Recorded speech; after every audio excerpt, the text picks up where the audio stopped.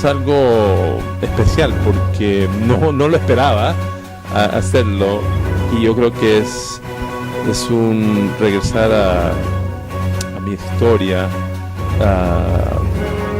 y yo creo que ha sido de Dios. Entonces estoy muy agradecido por poder testificar, contar mi vida, y especialmente dando a conocer que el Señor sigue siendo el centro de todo.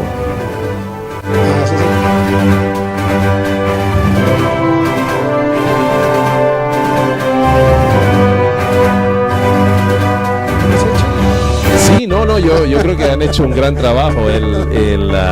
La calidad y el profesionalismo, al contrario, muy impresionado, sí.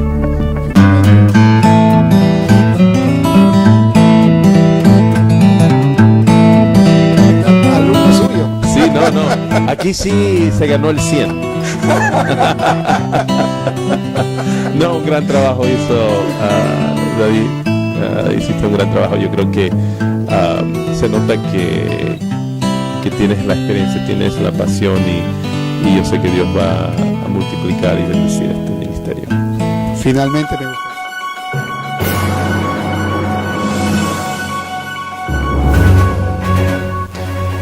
A todos los que nos ven y nos escuchan en este momento, yo sin tener ninguna duda, yo recomiendo que usted escuche y vea Tiempo de Decisión, porque es un momento especial, un momento donde Dios está siendo glorificado, y un momento donde usted también puede tomar una decisión que va a cambiar su vida.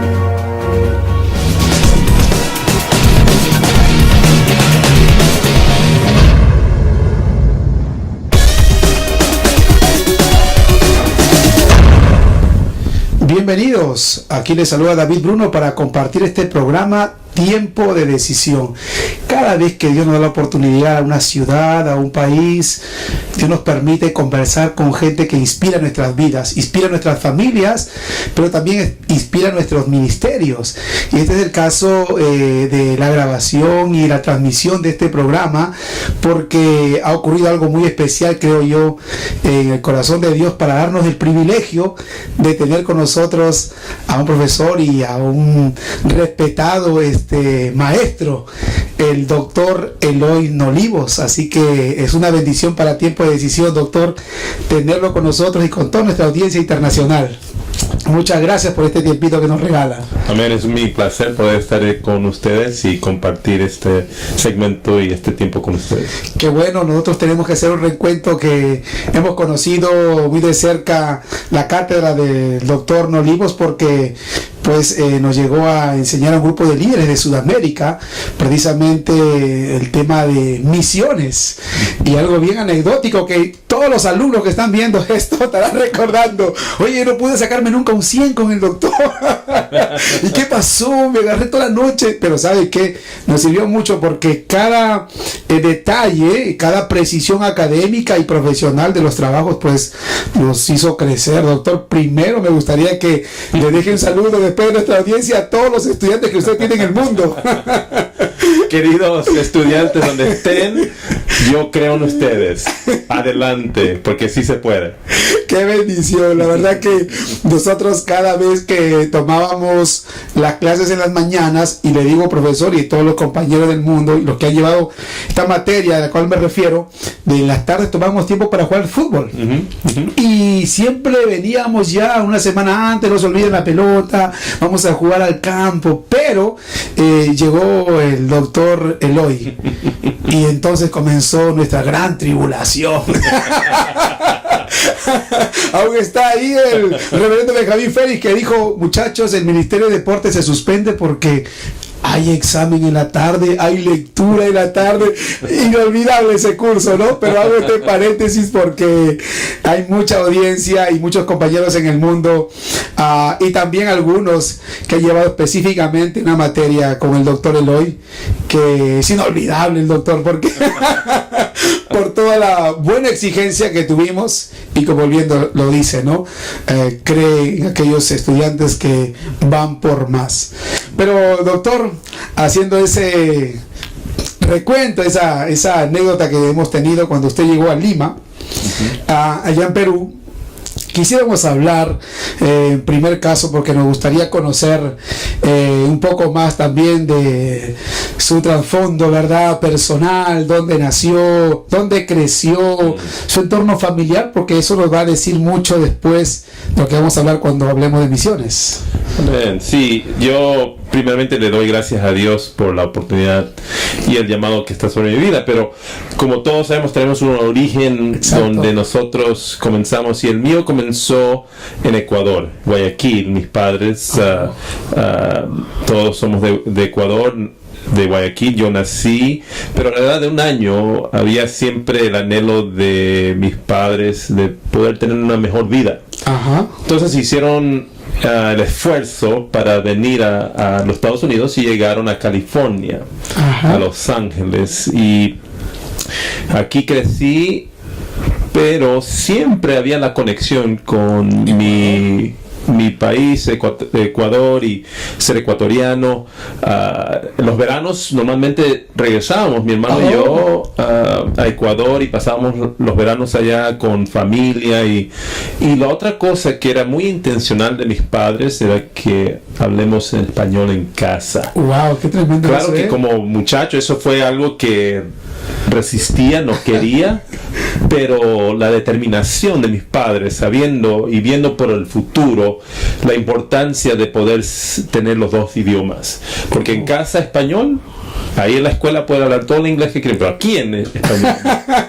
Qué interesante, sí, qué interesante, como no olvidar las raíces. Correcto, entonces eso yo creo que impactó mucho, no solamente entender mi cultura, pero también no sabiendo que, como yo creo que esto es muy importante saber, que no poder despreciar esos inicios pequeños que quizás no creamos que tenga significancia, ¿no? Que algo significativo, pero para Dios Él es experto en las cosas pequeñas, lo significante.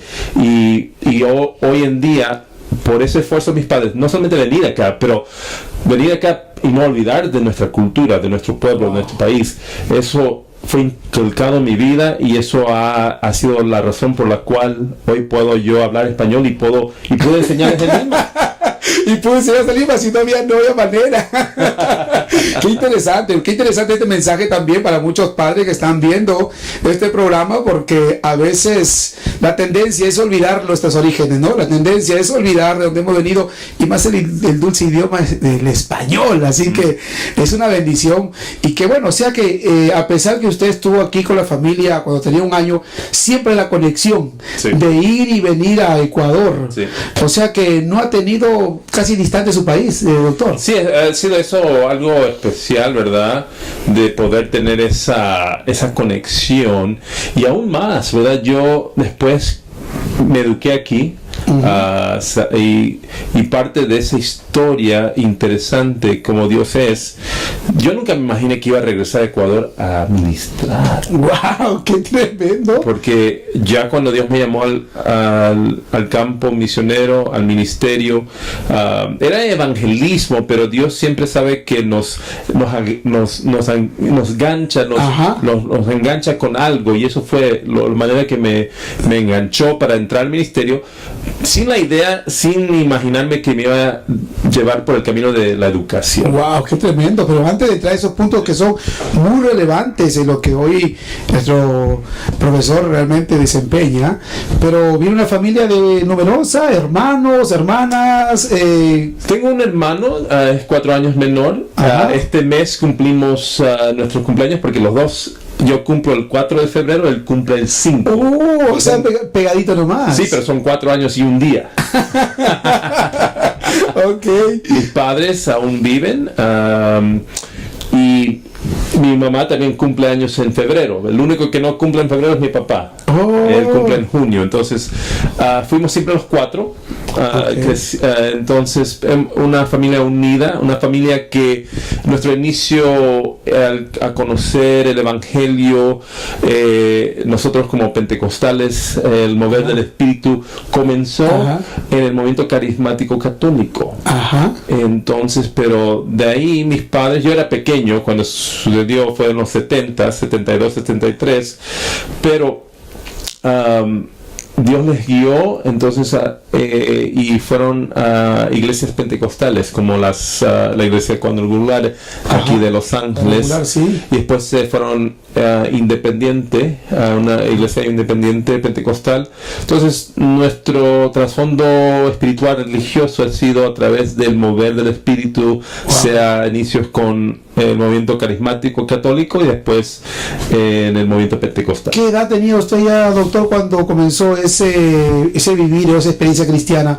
¿O ya eran cristianos sus padres? No, yo diría que en mi caso sería entre 7 años, que yo me acuerdo cuando experimentaron el mover del Espíritu en la iglesia católica carismática.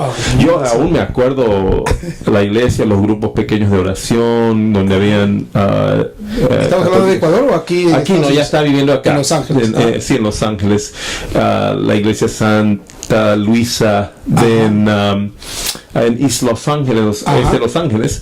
Entonces, pero me acuerdo, era algo muy interesante. Y después cuando Dios les guió a mis padres a la iglesia pentecostal, fue tremendo ver el mover del Espíritu también en esa manera. Y obviamente desde pequeño, lo que yo puedo decir, que nunca pude dudar Dios, que era un Dios sobrenatural, porque las maneras que Él se movió entre nuestra familia, entre nuestras vidas, fue tremendo. Qué experiencia linda, ¿no? Quiero rescatar en este primer punto, con toda nuestra audiencia, el valor de padres para tomar una decisión a favor de toda su familia, ¿no? Capaz una decisión que permitiría darle oportunidades distintas, en este caso a sus hijos, y pues uno de ellos, profesor, que si no hubiera tampoco sido enganchado, ligado a la cultura de su país, pues capaz ni conocería Ecuador, ni sabría nada de Ecuador. Pero qué bueno, y hay que rescatar eso porque pues nuestra cultura hispana, pues, y nuestras vivencias son únicas, ¿no? Son únicas. Y qué lindo. Entonces, profesor, ¿tiene usted la experiencia familiar con el Espíritu Santo, con la iglesia cristiana, con el mover de Dios? ¿Y cuándo entonces ya comienza una vocación, capaz por el liderazgo, ministerio? ¿Cómo eso comenzó en su corazón, el llamado? Sí, yo creo que eso fue muy interesante porque tuvo también un rol mis padres, mi mamá especialmente. Ella siempre decía, hijo, Dios tiene algo especial en tu vida, Dios te va a usar. Esas palabras podríamos decir que me espantaron, pero a la vez me marcaron. Entonces, el hecho era que yo esperaba ese día, cuando era que me iba. ¿Cuándo va a ocurrir eso? Exacto, ¿no? Entonces, pero eso, tener pendiente en la mente de un joven pequeñito, ¿verdad? De 7, 8, 9 años. Entonces yo decía, Señor, entonces, porque yo recibí el bautismo del Espíritu Santo a los 9 y bautizaba en agua a los 10 años. Entonces siempre escuchaba eso de mi madre. Entonces, entonces yo decía, entonces, ¿cuándo va a suceder? Pero yo me recuerdo que quizás sería ya tipo de los 18, 17 años, cuando comencé a seriamente decir, Señor, sí, me entrego mi vida completamente, lo que tú quieras que yo haga. Y en ese instante, cuando yo me rendí de completo, sentí que Dios me decía, quiero que prediques. Y yo pensé que iba a hacer evangelismo. En ese momento me recuerdo que me abrió Dios una oportunidad de ir a predicar mi primer sermón en una iglesia, era una iglesia bautista, ¿verdad?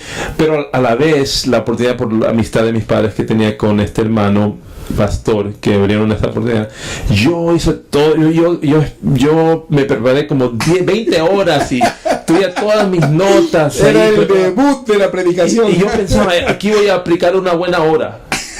pasaron 10 minutos y ya terminé el sermón. Eso es lo que pasa, ¿no? Cuando uno está pensando, hoy voy a hablar, no sé, tanto tiempo y después... Sí. Y lo que sucedió de esa experiencia, mis padres, claro, fue algo, les trajo gozo, y también tenía el interés de que si esto era algo en serio, porque yo me estaba preparando para una carrera de ingeniero mecánico. Ajá. Pero ellos dijeron, quizás, hijo, sería bueno que hables con un hermano que conoce una universidad cristiana, que pueda hacer algo que te interese. Y esa conversación fue lo que me cambió y me marcó porque lo que me dijo este hermano evangelista, que su hija y el esposo de su hija estaban trabajando en esta universidad en Fresno, California, y me dijo, mira, Eloy, me dice, sabes que la buena cosa es que tú tienes un llamado, pero ¿cómo sabes qué tipo de llamado? Sería bueno que si Dios te ha llamado, que conozcas la Biblia bien y cómo estudiarla. Ajá. Entonces, ¿por qué no vas y te preparas? Y si de veras no tienes un llamado, por lo menos cuando termines tienes una buena base de la Biblia. Ajá. Me soñó la lógica, me interesó, pero eso fue el comienzo de esa vocación que yo pensaba que iba a ser un gran evangelista. Ajá. Y Dios tiene otros planes a veces, pero nos engancha de una manera u otra. Sí. Qué importante, ¿verdad? La orientación. Y hay un punto también para destacar cada vez que hablamos con gente que inspira, como el doctor Eloy. La intervención siempre de personas que quieren tu bien, la intervención de personas que quieren orientarte, sí. Porque hay mucha gente que está ahora mismo, doctor, y diciendo, pues tengo una vocación pero no sé qué hacer, que soy abogado, ingeniero, arquitecto, pero no sé, siento como una inquietud por la obra de Dios. Y yo creo que una decisión, y a veces también en base a la orientación de gente que te rodea, que puede ser tus pastores, tus líderes, uno termina encontrando, ¿verdad? Encontrándose con una convicción que de pronto no lo espera uno mismo, pero Dios encamina todo. Hay personas, doctor, que ahora mismo estarán en esa encrucijada. ¿Usted qué consejo le puede dar a ellos? Yo creo que la llave siempre es la misma. Pablo dijo que el secreto máximo que a través de la historia es una. Él lo puso en el contexto de toda sabiduría y toda comprensión espiritual, que es Cristo. Wow. En Cristo. Él lo puso también en Colosenses, estar escondido en Cristo. Yo creo que esa es la llave, sea cualquier vocación que Dios te esté llamando o guiando, porque no importa, seas un predicador, un abogado, un doctor, enfermero, si nuestra identidad no está resuelta en Él, entonces no tiene dirección. Qué importante eso, ¿eh? Qué importante eso. Y qué buena esta reflexión, porque siempre suelo hacer un comentario respecto a muchos jóvenes que, siendo profesionales, a veces se sienten distantes de una relación con Cristo, porque sienten que la vivencia en una iglesia es una, pues en un templo es una, pero fuera ya es otra, no interesa cómo vivas, y se ha a veces desligado ese tipo de vida. Una es la cristiana los domingos y la otra semana pues una vida totalmente distante de Dios. Claro. Entonces hay jóvenes, doctor, que muchas veces dicen, pues yo, papá, soy profesional y no siento un lugar o no me siento con un llamado, pero es bueno que como cristianos, bien usted lo ha marcado, debemos tener a Cristo en el corazón en todo lo que hagamos, cualquier profesión que uno tenga, ¿verdad? Exacto. Pero que también de los jóvenes y también de los líderes, porque sí vamos a tocar ya un pequeño temita de los líderes, que a veces somos llamados a incentivar a esos jóvenes que no se encuentran a veces como en ambiente, ¿no?, entre comillas, sí, para responderle a Dios con su profesión. Sí, yo creo que una de las cosas que como líderes, y es algo que yo estoy encontrando, nuestra juventud necesita espacios donde poder ellos poder desarrollarse. Si nosotros en la iglesia no creamos esos espacios, ellos van a buscar los nuestros lugares. Entonces, lo que quería decir a nuestros líderes, pastores, que no se sientan amenazados cuando encuentran a estos jóvenes que tienen capacidades que son wow, uno se queda impresionado, porque estos son nuestros hijos, hijas que van a liderar el futuro, y nosotros tenemos un momento clave donde podemos ser parte de esa formación. Y si hacemos el espacio para ellos, lo que uno está haciendo es entonces se une a esa formación. Entonces lo que yo me explico en eso es, en vez de decirle, mira, ¿por qué te vas a meter en la política? Porque si te metes en la política, entonces te vas a dañar como el resto del mundo, porque así lo conocemos en nuestros países, ¿no? Exacto, sí, ¿verdad? Pero, ¿y por qué no creer?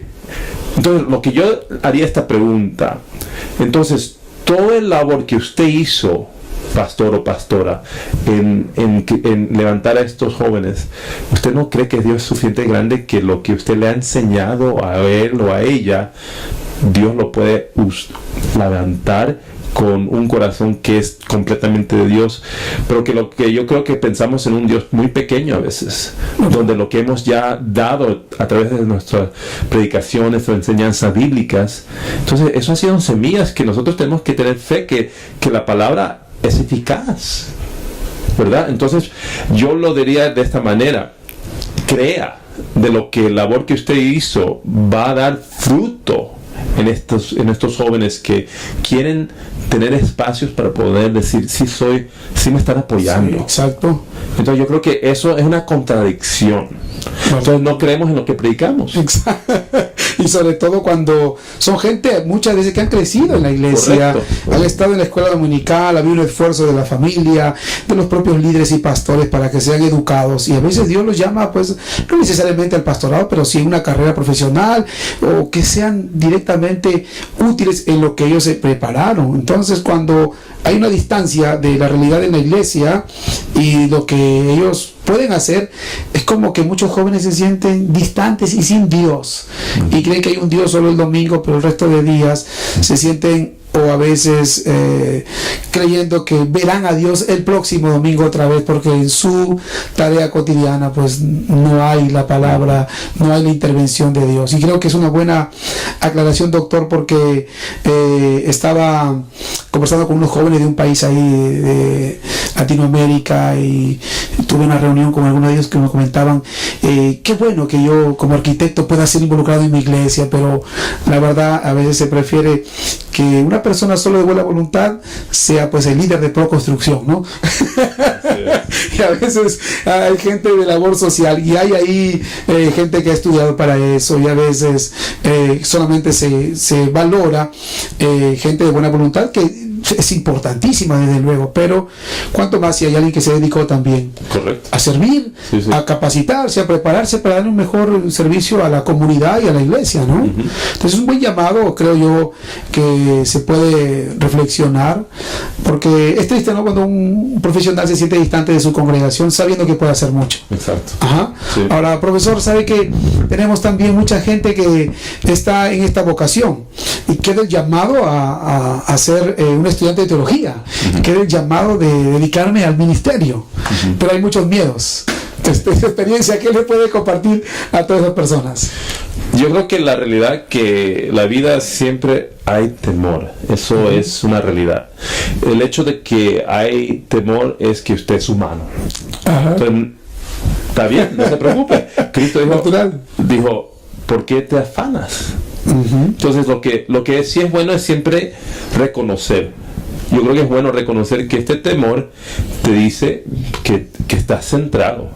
Entonces toma esa realidad, que eres humano, y lo que yo creo que en esos instantes es ahora vivir una vida de fe, porque si obviamente vas a entrar en teología, si la fe no es parte de tu teología, entonces no es teología.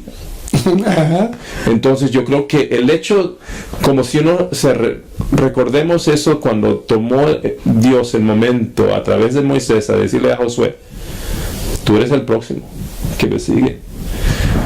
Dios le dijo a Josué 3 veces, no temas, esfuérzate y sé valiente. No le dije no temas, esfuérzate y sé valiente, porque Dios supo que ese cargo que iba a tomar era demasiado más grande que él. Exacto. Si uno va a entrar al ministerio y seguir a Dios en el ministerio y hacer un estudio de teología, sí, es algo más grande que uno, porque estamos hablando de un estudio de Dios.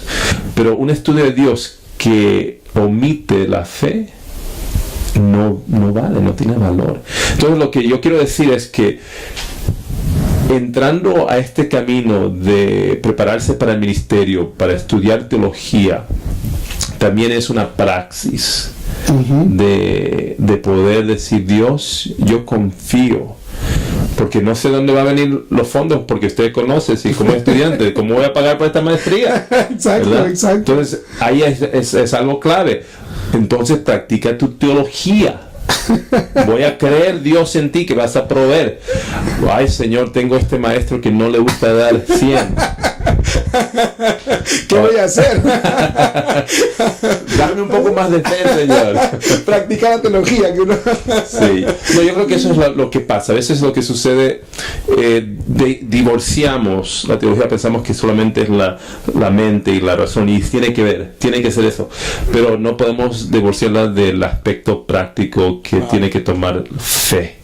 Impresionante, ¿eh? Muy buena aclaración, porque vamos a entrar en el segundo segmento y vamos a hablar directamente de esta área de liderazgo, del ministerio, y aún el doctor Eloy pues tiene también grados académicos que nos permiten a nosotros explorar junto a él la historia no solo de la iglesia, sino también de las misiones. ¿Sí? Así que en la siguiente pausa hablaremos de esto. No se mueva, esto es Tiempo de Decisión desde California.